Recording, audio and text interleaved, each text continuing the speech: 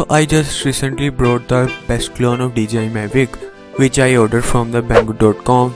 It comes with 0.3 megapixel camera and shoot up to 480p, which is quite acceptable in this budget.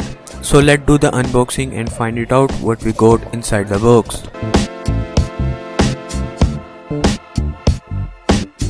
So this is the box. Let's cut the seal. So as you see, this is the box. Exactly look like the DJI Mavic. Let me mention you the price. I got this drone in $40, which is equal to 4000 PKR. So let's lift the box to put the drone outside.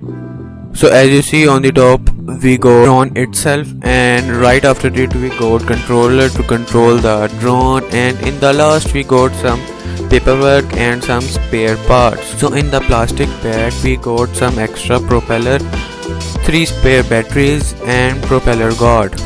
So I connected my drone to the mobile and it's time for its first fly. So right after it you can see the drone flying videos and drone flying video which is recorded from the drone itself. So yeah, enjoy.